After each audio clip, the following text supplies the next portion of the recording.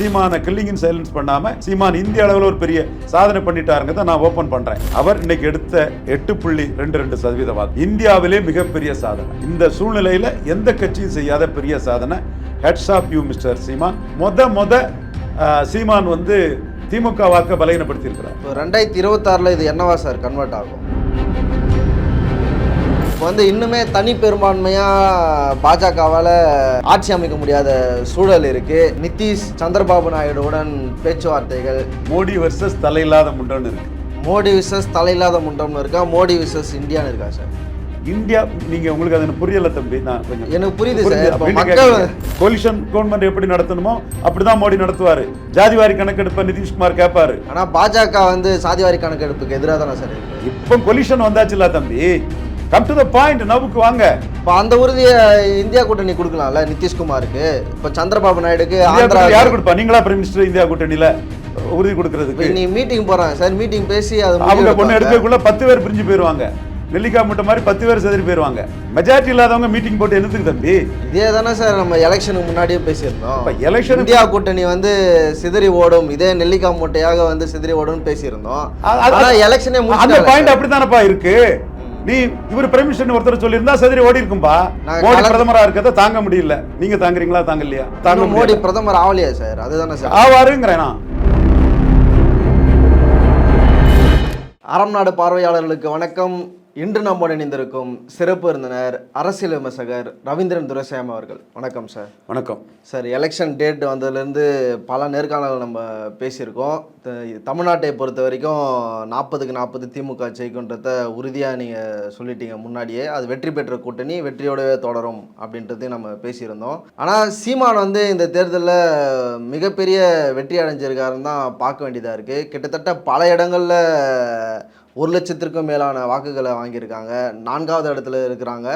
அது மட்டும் இல்லாமல் பல இடங்களில் வந்து 3வது இடத்துல இருக்காங்க. அதிமுகவை பின்னுக்கு தள்ளியும் இந்த பாண்டிச்சேரியில் ப்ளஸ் கன்னியாகுமரியெல்லாம் அவங்க 3வது இடத்துலேயே கூட இருக்காங்க. எப்படி சார் பார்க்குறீங்க சீமானுடைய இந்த வளர்ச்சி? கிட்டத்தட்ட சின்னம் இல்லாத போதும் ஒரு புது சின்னத்தோடு இந்த அளவுக்கு வந்திருக்காங்க. எப்படி பார்க்குறீங்க? முதலில் ஒரு மாநில கட்சி அங்கீகாரத்தை பெறும் என் சகோதரர் சீமான் அவர்களுக்கு என் வாழ்த்துக்களை தெரிவித்துக் கொள்கிறேன். என்னோட கொள்கை வேற, அவரோட கொள்கை வேற. அது 100% எதிரெதிர் திசையில் இருந்தாலும் அவர் என் சகோதரர் என்பதில் மாற்று எல்லாருக்குமே தெரிஞ்ச உண்மை. அதை மறைச்சி பேச வேண்டிய அவசியம் இல்லை. அவர் பற்றிய உண்மைகளை நான் பேசிகிட்டு இருக்கிறேன். அவர் இன்னைக்கு எடுத்த 8.22% வாக்கு இந்தியாவிலே மிகப்பெரிய சாதனை. இந்திய அளவிலே இந்த சூழ்நிலையில் எந்த கட்சியும் செய்யாத பெரிய சாதனை. ஹெட்ஸ் ஆஃப் யூ மிஸ்டர் சீமான். எந்த மாற்றமும் இல்லை. குறிப்பாக இந்தியா கூட்டணியிலேயோ அல்லது என்டிஏ கூட்டணியிலேயோ ஒரு கட்சி இடம் பெறாமல் நின்னா அந்த கட்சி பாடு சட்னி தான். ஐஎன்எல்டி அவங்களோட 2 ஃபேக்ஷன் ஜேஜேபியும் ஐஎன்எல்டியும் இன்னைக்கு ஹரியானாவில் மிக மோசமான ஒரு சூழலை அடைஞ்சிருக்காங்க. காரணம் அவங்க இந்தியா கூட்டணியிலும் இல்லை, அவங்க வந்து என்டிஏ கூட்டணியிலும் இல்லை, தனியாக நிற்கிறாங்க. அவங்க நிலைமை இன்னைக்கு இந்து பத்திரிகையில் J2 பக்கத்தில் இந்து பத்திரிகையில் J2 பக்கத்தில் போட்டு Chautala let faction Haryana very டிஸ்மல் ஷோன்னு போட்டு நோட்டாங்கில் போயிருக்கிறாங்க. ரொம்ப மோசமாக வாக்கெடுத்திருக்காங்கங்கிறத ஒருத்தர் deputy chief minister Dushyant Chautala, இன்னொன்று அபய் சௌதாலா, இவங்க வந்து அவ்வளோ மோசமாக ஓட்டு எடுத்திருக்காங்க. ஆனால் அங்கே ஃபைட்டு வந்து என்டிஏ வெர்சஸ் இந்தியா கூட்டணின்னு போயிட்டு. அது மட்டுமல்ல சிரோன்மணி அகாலிடல் பஞ்சாபில் அவங்க நிலைமை கழிஞ்ச முறை மக்களவைத் தேர்தல் எடுத்ததோட ரொம்ப மோசமாக போயிட்டு. மாயாவதி அவங்க கீழே வந்துட்டாங்க. சந்திரசேகர் ராவ் தெலுங்கானா ஒரு சைடு பாஜக ஏறிட்டு இன்னொரு சைடு ராகுல் காந்தி இந்தியா கூட்டணி ஏறிட்டாங்க. சந்திரசேகர் ராவ் விழுந்துட்டார். 3 உதாரணங்களை தெளிவாக சொல்ல முடியும். இன்னும் கொஞ்சம் பெரிய அளவிலான உதாரணங்களை சொல்லணும்னா கூட கேரளாவில் இந்தியா கூட்டணி சுரேஷ் கோபி வெற்றி பெறாரு. அவங்க வாக்கு வலிமை ஏறும்போது கம்யூனிஸ்டுகள் பலவீனம் அடைஞ்சிட்டாங்க. அதையும் தாண்டி இன்னொரு உதாரணம் சொல்லணும்னா பஞ்சாபில் 43% வாக்கெடுத்த ஆம் ஆத்மி இந்தியா கூட்டணி பாஜக ஏறுது. பாஜக இந்துக்கள் ஓட்டில் பாஜக ஏறுது. அப்படி ஏறும்போது ஆம் ஆத்மி வந்து 43 எடுத்தவங்க 26, 27க்கு வந்துட்டாங்க. இந்திய அளவில் இந்த 2 அணிக்குள்ளையும் இடம்பெறாத கட்சிகள் மிக மிக மோசமாக தோல்வியடைஞ்சிருக்கு. 19 மக்களவைத் தேர்தலில் என்ன பெர்ஃபார்ம் பண்ணாங்களோ அதை விட கீழே போயிருக்குது. இதை முத நியாய உணர்வோட சீமான கில்லிங் இன் சைலன்ஸ் பண்ணாமல் சீமான் இந்திய அளவில் ஒரு பெரிய சாதனை பண்ணிட்டாருங்கிறத நான் ஓப்பன் பண்ணுறேன். மீண்டும் சொல்கிறேன், என் கொள்கை வேறு, சீமான் கொள்கை வேறு. Ideologically we are pole apart. அவர் ஒரு திசையில் இருக்கார், நான் இன்னொரு திசையில் இருக்கிறேன். என்னைக்கு இருந்தாலும் எங்கள் கொள்கை ரீதியாக வெவ்வேறுங்கிறத நான் மீண்டும் தெளிவுபடுத்தி தான் என் கருத்தை சொல்கிறேன். பட் இந்திய அளவில் சீமான் பெரிய சாதனை பண்ணியிருக்கிறாரு. 2019 மக்களவைத் தேர்தலில் அவர் எடுத்தது 3.8%, இப்போ 8.22% வாக்கெடுத்து அங்கீகாரத்தையே பெற்றுட்டார். இந்த பூமுக்கு என்ன காரணம் சார்? இந்த பூமுக்கு காரணம் வேலுப்பிள்ளை பிரபாகரன் இமேஜ். வேலுப்பிள்ளை பிரபாகரன் உலகத் தமிழர்களின் தலைவர் வேலுப்பிள்ளை பிரபாகரனை தமிழர்களின் தலைவனாக நான் நிறுவியே தீர்வேன்னு அவர் சொல்கிறாரு. இந்த வேலுப்பிள்ளை பிரபாகரன் இமேஜை தமிழர்கள் விரும்புகிறாங்க. ஸோ இது மெயின் காரணம். இந்த பிரபாகரன் இமேஜுக்கு பின்னாடி சீமான் கடும் உழைப்பாளி, பெரிய புத்திசாலி, ஸ்ட்ரூட் ஸ்ட்ராட்டஜிஸ்ட்டு, திறமசாலி, அவுட்ரைட்டாக 4 கட்சியுமே தமிழ்நாட்டுக்கு ஆகாதுன்னு சொன்னாங்க. இந்த மாதிரி மற்ற யாரும் சொல்லியிருக்க மாட்டாங்க. அவங்க எலெக்ஷன் முடிச்சுக்கிட்டு இந்தியா கூட்டணி போவான்னு காட்டியிருப்பாங்க. சிலவங்க எலெக்ஷன் முடிச்சுக்கிட்டு என்டிஏக்கு போவான்னு காட்டியிருப்பாங்க. அப்போ அந்த உங்களுக்கு ஏன் ஓட்டு போடணும், என்டிஏக்கே ஓட்டு போட்டுட்டு போயிடலாமா, உங்களுக்கு ஏன் ஓட்டு போடணும், இந்தியா கூட்டணிக்கே போட்டுட்டு போயிடலாமான்னு மக்கள் முடிவெடுக்கிறாங்க. இவர் அந்த இடத்துல எடுத்த சரியான முடிவு. காங்கிரஸும் வேண்டாம், பிஜேபியும் வேண்டாம், திமுக எனக்கு எதிரி, காங்கிரஸும் வேண்டாம், திமுக வேண்டாம், காங்கிரஸும் வேண்டாம், பாஜக வேண்டான்னு எடுத்த முடிவு மிக முக்கியமான ஒரு முடிவு. மாநில உரிமைங்கிற ஒரு இதை எடுத்து 2 தேசிய கட்சிகளும் தமிழ்நாட்டுக்கு கேடுங்கிற ஒரு பாயிண்ட் எடுத்தார். கருத்தில் நான் வேறுபடுறது வேற, பட் அந்த முடிவு அவர் எடுத்து நின்னது தெளிவாகவே நின்னார். திமுகவுக்கு எதிராக தனிச்சு 4வது முறை களத்தில் நிற்கும் போது அவரோட நம்பிக்கை மக்கள் மத்தியில் அவருக்கு பெரிய அளவில் போச்சு. அடுத்தாப்புல கன்ஷிராம் பாணியில் அண்டர் கம்யூனிட்டிஸ், அரசியல் அதிகாரம் இல்லாத ஜாதிகளை அவர் பெரிய அளவில் விட்டார். இன்னும் சொன்னால் கூட வடசென்னையில் ஒரு தலித் கேண்டிடேட்டை விட்டுருப்பாருன்னா, பரையர் சமூக கேண்டிடேட்டை விட்டுருப்பாருன்னா இதோட 50,000 ஓட்டு கூட கிடச்சிருக்கும். அதே மாதிரி தூத்துக்குடியில் ஒரு வெள்ளாளர் சமூக கேண்டிடேட்டை விட்டுருந்தாருன்னா இதோட 50% கிடச்சி 50,000 ஓட்டு கூட கிடச்சிருக்கும். 8% போயிருப்பார். 8.25ங்கிறது 8.5 போயிருக்கும். அதாவது அவர் இந்த சமூக நீதி பார்வைங்கிறது அவருக்கு பெரிய அளவு கை கொடுக்குது. காளியம்மாள் கேண்டிடேட்னாலும் சரி, நாகப்பட்டினம் கேண்டிடேட்னாலும் சரி, தஞ்சாவூர் கேண்டிடேட்னாலும் சரி, ஹுமாயூன் கபீர் அந்த சகோதரர் அந்த கேண்டிடேட்னாலும் சரி, சமூக நீதி பார்வை சிவகங்கையில் உள்ள கேண்டிடேட்னாலும் சரி, அவருக்கு பெரிய அளவில் கை கொடுக்குது. கன்ஷிராம் பாணி தனிச்சு போட்டி, வேலுப்பிள்ளை பிரபாகரன் இமேஜ், சீமானுக்கு திறமை, யூகம். கேட்டிங்களா என்ன சொல்ல? இப்போ தனிச்சு நிற்கிறது தான் இப்போ ஒரு பிரச்சனையாக இருக்கா சார்? இப்போ ஒரு கூட்டணி அமைச்சு நின்று இருந்தால் இன்னும் கூட ஒரு டஃப்பான ஃபைட்டை கொடுத்துருக்கலாமா? இல்லை, கூட்டணி அமைச்சு நின்று இருந்தால் இந்த இடத்துல அவர் பலகீனப்பட்டிருப்பார். தான் தனிச்சு நிற்க முடியாமல் கூட்டணி அமைக்கிறாங்கிற ஒரு பலகீனம் அவருக்கு ஏற்பட்டிருக்கும். அதே வேளையில் 5வது முறை தனிச்சு நின்று ஆம் ஆத்மி பார்ட்டி 4வது முறை தனிச்சு நிற்கும் போது ஆம் ஆத்மி பார்ட்டி 2019 மக்களவைத் தேர்தலில் 7.4% வாக்கெடுத்தாங்க. அவங்க 5வது முறையும் தனிச்சு நிற்கும் போது பஞ்சாப் மக்கள் அவங்களை அப்படியே ஏற்றுக்கொண்டு 43% வாக்குகளை ஆம் ஆத்மி பார்ட்டி எடுத்தாங்க. அது மிகப்பெரிய ஒரு அச்சீவ்மெண்ட் ஓட்ஸு. தொடர்ந்து தனிச்சு இருக்கிறனால ஆம் ஆத்மி பார்ட்டியை மக்கள் ஆதரித்தாங்க. ஆனால் இந்த தடவை ஆம் ஆத்மி பார்ட்டி மக்களவைத் தேர்தலுங்கிறனால சட்டசபையிலேருந்து ஆல்மோஸ்ட் பாதிக்கும் கொஞ்சம் கூட தான் வந்திருக்காங்க. சீமானுக்கு இது தனிச்சு நிற்கிறதான். பட்டு ஒரு சிலர் நடிகர் விஜய் சீமானை சிஎம்மா ஏற்றுக்கிட தயாராகிட்டார், அண்ணன் தம்பிக்குள்ளே அதை பேசி முடிச்சுட்டாங்க, ரவீந்திரன் துரைசாமி போன்றவங்க அதை கெடுக்காமல் இருந்தால் சரிதானே என்கிட்ட சிலர் ரிக்வெஸ்ட் வைக்கிறாங்க. நான் யாரையும் கெடுக்கிறதுக்கெல்லாம் அந்த எண்ணம் ஓட்டம் அதெல்லாம் எனக்கு இல்லை.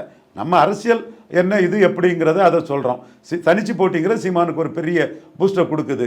மீண்டும் சீமான் தனிச்சு போட்டிட்டாருன்னா அவருக்கு மக்களவைத் தேர்தலிலே இந்தியாவிலே யாரும் சாதிக்காத சாதனை, இந்தியாவிலே எந்த கட்சியும் செய்யாத சாதனை, அதை சீமான் இங்கே செய்துட்டாருன்னா 5வது முறை தனிச்சு போட்டியிடும் போது அவருக்கு மிகப்பெரிய பூஸ்ட் கிடைக்குங்கிறதான் நான் என்னோட கருத்து. அதுலேயும் நான் என்ன சொன்னேன், சீமானை பற்றி 2 மடங்கு அல்லது 3 மடங்கு வருவாருன்னு, 2 மடங்கு அல்லது 3 மடங்கு வருவாருன்னு சொன்னேன். நான் சில விஷயங்களை மனசில் வச்சு தான் அக்யூரேட் பர்சன்டேஜை சொல்லலை. காரணம் என்னென்னா இந்த ஒரு சூழ்நிலை இந்தியாவுக்குள்ளே வருதுன்னு எனக்கு தெரியுது. ஒன்லி மோடி பிரதமர்னு ஓட்டு போடு, அல்லது மோடி பிரதமருக்கு எதிராக யார் இந்தியா கூட்டணின்னு ஒரு அணி அமைச்சு பெருசாக இருக்காங்களோ அவங்களுக்கு ஓட்டு போடுங்கிற ஒரு மைண்ட் செட்டு, ஒரு பேட்டர்ன் இந்தியா ஃபுல்லாக வருதுன்னு நமக்கு தெரியுது. பல கருத்து கணிப்புகள் அதை சொல்ல பார்த்தாங்க. இங்கேயே ஒரு குறிப்பிட்ட ஒரு ஜாதியை சேர்ந்த அரசியல் விமர்சகர் என்ன சொன்னார், இது மும்முனை போட்டி, சீமான் 2% தான் ஓட்டு எடுப்பாருன்னு சொன்னார். அவர் பேரை சொல்லி அவருக்கு வெளிச்சத்தை கொடுக்கல. அவர் இனிமேலாவது அந்த உண்மையை பேச பழகட்ட. அவர் உண்மையை பேசினா நல்லாயிருக்கும்.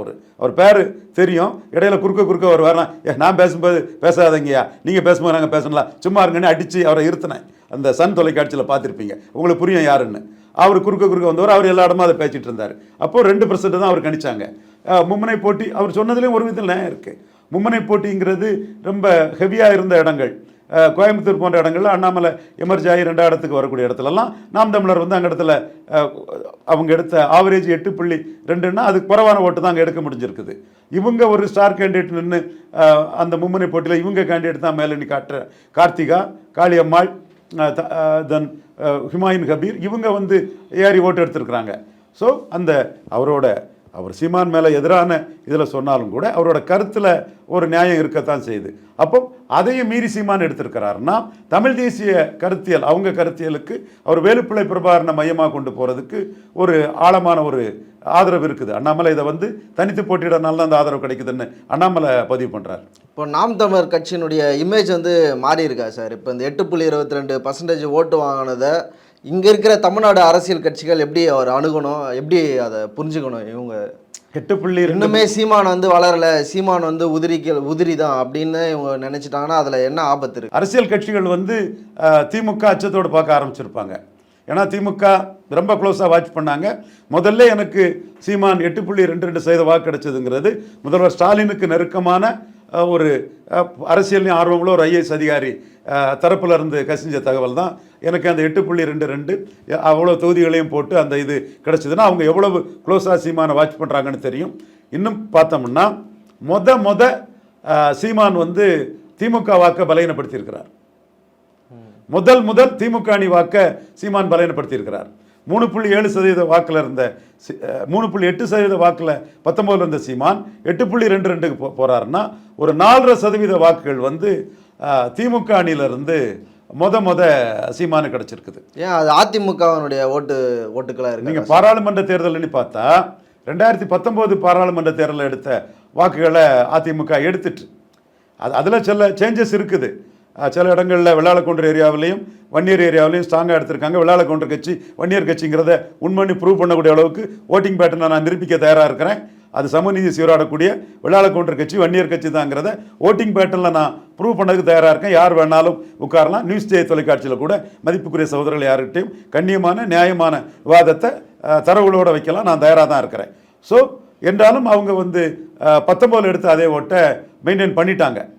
அவங்க சட்டமன்றத்தில் எடுத்த 33 வந்து 13% குறைஞ்சிட்டாலும் கூட மக்களவையில் எடுத்த அந்த ஓட்டை அதிமுக மெயின்டைன் பண்ணிட்டாங்கன்னு சொல்லும்போது அது அதிமுகவின் இழப்பாட்டு நம்ம அந்த வாக்குகளை பார்க்க முடியாது. திமுக அணி 2000 வெற்றி பெற்றுட்டாங்க, ஸ்வீப் பண்ணிட்டாங்க. ஸ்டாலினுக்கு இணையான தலைவர் யாரும் இல்லை, எடப்பாடி ஸ்டாலினுக்கு இணையானவர் அல்லங்கிறதே நான் மீண்டும் உண்மையை வலியுறுத்தி சொல்கிறேன். ஆனால் திமுக அணி 53 இருந்து கமல்ஹாசன் ஆதரவை பெற்ற பிறகும் அவங்க ஒரு 5-6% வாக்குகளை இழந்திருக்கிறாங்கன்னா அவங்க இழந்த வாக்குகளும் ஒரு பக்கமும் சீமான் உயர்ந்த வாக்குகள் இன்னொரு பக்கமும் இருக்கும்போது வந்து அதிக அளவு ஒரு 4% வாக்கை இந்த மக்களவைத் தேர்தலில் உயர்ந்திருக்காருன்னா சீமான் மட்டும்தான் உயர்ந்திருக்கிறார். மற்றபடி குறிப்பிடத்தக்க அளவுக்கு வேறு யாரும் அந்த உயர்வை பார்க்கல. ஒரு 4.5% உயர்வுங்கிறது மற்றவங்க ஸ்டேட்டஸ்கோ புள்ளியில் தான் அவங்க இருக்கிறாங்க, மற்ற கட்சிகள் எல்லாமே. இப்போ 2026 இது என்னவா சார் கன்வெர்ட் ஆகும்? மக்களவைத் தேர்தலில் 2 மடங்கு போயிட்டாருன்னா அடித்து ஆணித்தரமாக சொல்கிறேன், அவர் சட்டமன்ற தேர்தலில் 2021 எடுத்ததோட 3 மடங்கு ஓட்டு தெளிவாக போயிடுவார். நான் வந்து சீமானை பற்றி சொன்னது எதுவுமே தப்பாகாது. கடைசியாக 2024 கூட இப்போ நடந்தது கூட நீங்கள் சொல்கிறதுபடி பார்த்தா 20% மேலே கண்டிப்பாக போயிடுவார். அவருக்கு அதுக்கான சாத்தியக்கூறுகள் இருக்குது. ஏன்னா இந்தியாவிலே யாரும் தாக்கு பிடிக்கலங்க. சவுத்தாலா டெப்டி சீஃப் மினிஸ்டராக இருந்தவங்க, சீஃப் மினிஸ்டராக இருந்த குடும்பம், அவங்க தாக்கு பிடிக்கல. கலைஞடவை தெலுங்கானாவை ஸ்வீப் பண்ண ஒரு சந்திரசேகர் ராவ் 10 வருஷம் சீஃப் மினிஸ்டராக இருந்தவர், அவர் இந்தியா கூட்டணிக்கும் என்டிஏக்கு இடையில தாக்கு பிடிக்க முடியல. மாயாவதி அவங்க தாக்கு பிடிக்க முடியல. கலைஞரோட 10 MP சீட்டு ஜெயித்தவங்க, அவங்க தாக்கு பிடிக்க முடியல. பாதி அளவு போயிட்டாங்க. அவங்க வந்து தாக்கு பிடிக்கணும். நாளைக்கு மோடியும் அவங்களும் இணைஞ்சு ஒரு அரசியல் பண்ணக்கூடிய சூழ்நிலை வரணும். அந்த வாக்கு அவங்க அந்த தலித் சகோதரருடைய வாக்குகள் வந்து டெசிபேட் ஆகி அவங்க விழுந்துடக்கூடாதுன்னு மனசார நினைக்கக்கூடியவன். அதனால தான் சொல்கிறேன், அவங்க நாளைக்கு மோடி கூட இணைஞ்சு ஒரு அரசியலை பண்ணணும். இன்னும் சொல்ல போனால் உத்தரப்பிரதேச சீஃப் மினிஸ்டர் பேசிஸ்ட்டு, குஜராத் சீஃப் மினிஸ்டர் பேசிஸ்ட்டு, ஏன்னா ரெண்டு பேருக்கு பாட்டியும் அக்கா தங்கச்சின்லாம் ஆங்கில ஊடகங்களில் முன்னாடி எழுதியிருக்கிறாங்க. ஓட்டர் மேபி அது maybe true R may not true, அது நமக்கு மேட்டர் இல்லை. அவங்க பாராளுமன்ற தேர்தலில் தாக்கு பிடிக்க முடியல. கழிஞ்ச பாராளுமன்ற தேர்தலில் 10 எம்பி சீட்டு ஜெயித்தவங்க. இந்தியா கூட்டணிக்கு இல்லை அகிலேஷ் யாதவும் என்டிஏல மோடியும் நிற்கும் போது அவங்க ரெண்டுக்கும் இடையில நின்று அவங்களால பழைய ஓட்டில் வந்து பாதி தான் எடுத்திருக்காங்க. அவங்களும் சீஃப் மினிஸ்டராக இருந்தவங்க 10 எம்பி ஜெயித்தவங்க. இவர் தெலுங்கானாவை ஸ்வீப் பண்ணவர், பெரிய அளவில் தெலுங்கானாவில் எம்பியை ஜெயித்து 10 வருஷம் சீஃப் மினிஸ்டராக இருந்தவர் சந்திரசேகர ராவ், அவர் தாக்கு பிடிக்க முடியல. ஸோ இவங்க கழிஞ்ச மக்களவைத் தேர்தலில் 2 எம்பி ஜெயித்த சிரோன்மணி அகாலிதள் தாக்கு பிடிக்க முடியல. ஆனால் சீமான் இந்தியாவிலே ஒரு சப் ரீஜனல் பார்ட்டி 3.8 8.22 ஆக்கி டபுள் மடங்கு ஆக்கியிருக்காங்க. அப்போ இக்கட்டான சிரமமான கடுமையான ஒரு தேர்தலிலே தன்னோட மக்களவை வாக்கு 2 மடங்கு ஆக்கியிருக்காருன்னா கண்டிப்பாக தன்னோட சட்டமன்ற வாக்கு சுமார் 7% அடுத்த சட்டமன்ற தேர்தலில் 3 மடங்காக சீமானால் உயர்த்த முடியும். அவரை பொறுத்தளவில் ஆம் ஆத்மி பஞ்சாப் மாதிரி நான் மேலே போகணுன்னு கூட போகலாம், 3 மடங்காக உயர்த்த முடியும். இன்னொரு தகவலை நான் சொல்லிடுறேன். விஜய் சீமான சிஎம் கேண்டிடேட்டா ப்ரொஜெக்டை தயாராக இருக்காருன்னு சில தகவல்கள் தெரியுது. விஜய் சீமான சிஎம் தகவல்கள் தெரியுது.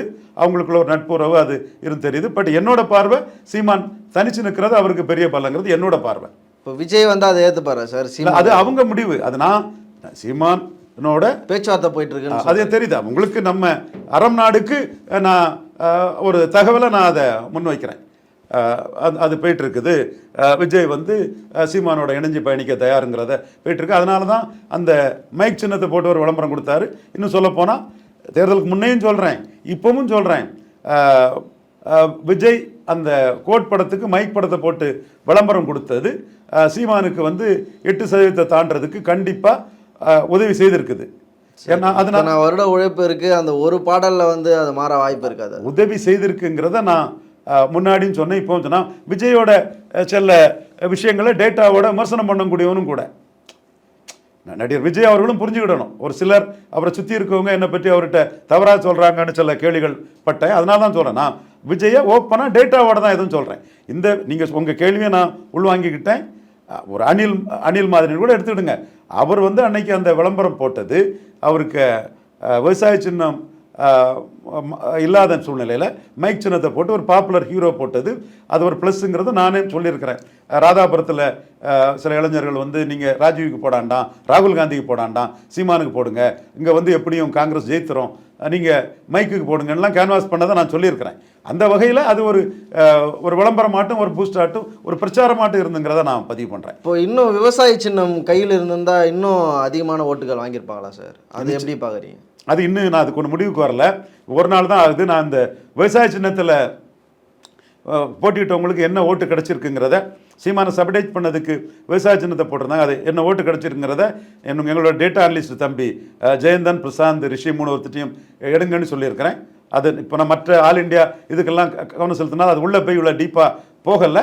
நான் எடுத்து கண்டிப்பாக அறம் நாடில் அடுத்த விஷயம் அதோட டேட்டா என்ன சொல்லுது அந்த டேட்டாவுக்கு தக்கன நான் உங்கள்கிட்ட பதிவு பண்ணுறேன். பாதிச்சிருக்கலான்னு தான் நான் கருதுறேன். இப்போ என்டிஏ கூட்டணி கிட்டத்தட்ட 400 ஓட்டுக்கு 400 இடங்களில் வெற்றி அடைவோன்னு பேசியிருந்தாங்க. அது டவுன் ஆகிருக்கு. இவங்க இந்தியா கூட்டணி பிரசாந்த் கிஷோர் போன்றவர்கள்லாம் வந்து 3 டிஜிட்லேயே எடுக்க மாட்டாங்க அப்படின்ற இது சொல்லியிருந்தாங்க. எக்ஸிட் போலுமே அதை தான் சொல்லியிருந்தது. அது எல்லாத்தையுமே ரிசல்ட் வந்து தவிடுபொடியாக மாற்றிருக்கு. இப்போ வந்து இன்னுமே தனி பெரும்பான்மையாக பாஜகவால் ஆட்சி அமைக்க முடியாத சூழல் இருக்குது. நிதிஷ் சந்திரபாபு நாயுடுவுடன் பேச்சுவார்த்தைகள் எப்படி போயிட்டுருக்கு? இந்த களம் என்னவா இருக்குது? பேச்சுவார்த்தை ஏற்று மோடி வர்சஸ் தலையில்லாத முண்டன்னு இருக்குது. ஏன் சார் அப்படி சொல்கிறீங்க? மோடி இங்கே பிரைம் மினிஸ்டர் கேண்டிடேட்டாக இருக்கிறாரு. 293 சீட் இருக்குது. அவரை பிரைம் மினிஸ்டர்னு சொல்லி நிதிஷ்குமார் வெற்றி பெற்றிருக்காரு. 19 தோல்வி அடைந்த நாயுடு வெற்றி பெற்றிருக்காரு. அவங்க உள்ளே தான் இருக்கிறாங்க. சுயேட்சைகள் ஒரு 18 பேர் இருக்காங்க.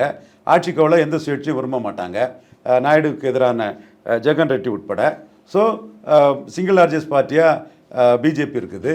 ஒரு மெஜாரிட்டி உள்ள கொலிஷனாக பிஜேபி கொலிஷன் இருக்குது. மோடி வந்து 3வது முறை நான் பிரதமர் ஆவாங்கிறத அவரே சொல்லிட்டாரு. தன்னோட 3வது டேர்மில் என்னென்னலாம் இருக்கும், ஏழை மக்கள் நலன் காக்கப்படும், எஸ்சி ஓபிசி எஸ்டி இந்த மக்கள் நலனுக்காக நான் இருப்பேன்லாம் சொல்லிட்டாரு. இதில் அப்கோர்ஸ் அந்த பிஜேபிக்கு தனி மெஜாரிட்டி இல்லை. ஆனால் தனி மெஜாரிட்டியை தரக்கூடிய அளவுக்கு ஒரு 55-60 எம்பிக்கள் வந்து தயாராக இருக்கிறாங்க. அதில் ஒரு 14 பேர் போனாலும் கவர்மெண்ட் விழாது, இன்னொரு 14 பேர் போனாலும் கவர்மெண்ட் விழாது. அது மட்டும் இல்லை, அவங்களும் மோடிங்கிற ஒரு பிரைமினிஸ்டரை விட்டுட்டு தலையில்லாத முண்டத்துக்கு பின்னாடியே போய் நிற்பாங்க. மோடி விசஸ் தலையில்லாத முண்டம்னு இருக்கா, மோடி விசஸ் இந்தியான்னு இருக்கா சார்? இந்தியா, நீங்கள் உங்களுக்கு அது புரியலை தம்பி. நான் கொஞ்சம் எனக்கு புரியுது சார். மக்களுடைய எதிர்ப்பு வந்து பாஜகவுக்கு எதிராக ஜனநாயகத்தை நான் மதிக்கிறேன் தம்பி. கோலிஷன் கவர்மெண்ட் எப்படி நடத்தணுமோ அப்படிதான் மோடி நடத்துவார். ஜாதிவாரி கணக்கெடுப்பை நிதிஷ்குமார் கேட்பாரு. நானும் ஜாதிவாரி கணக்கெடுப்பு ஆதரவானவன் தான். மோடி நெஹ்ருவோட போல் பொருணுங்கிற எண்ணம் கொண்டவன். தோத்த கட்சியை 3வது முறை. ஆனா பாஜக வந்து சாதிவாரி கணக்கெடுப்புக்கு எதிராக தானே சார் இருக்கு. இப்போ கொலிஷன் வந்தாச்சுல்ல தம்பி. கம் டு த பாயிண்ட், நவுக்கு வாங்க. இப்போ அந்த உறுதியை இந்தியா கூட்டணி கொடுக்கலாம்ல நிதிஷ்குமாருக்கு. இப்போ சந்திரபாபு நாயுடுக்கு யார் கொடுப்பா? நீங்களா பிரைம் மினிஸ்டர் இந்தியா கூட்டணியில உறுதி கொடுக்கறதுக்கு? நீ மீட்டிங் போறாங்க சார், மீட்டிங் பேசி அவங்க பொண்ணு எடுக்கக்குள்ள 10 பேர் பிரிஞ்சு போயிருவாங்க.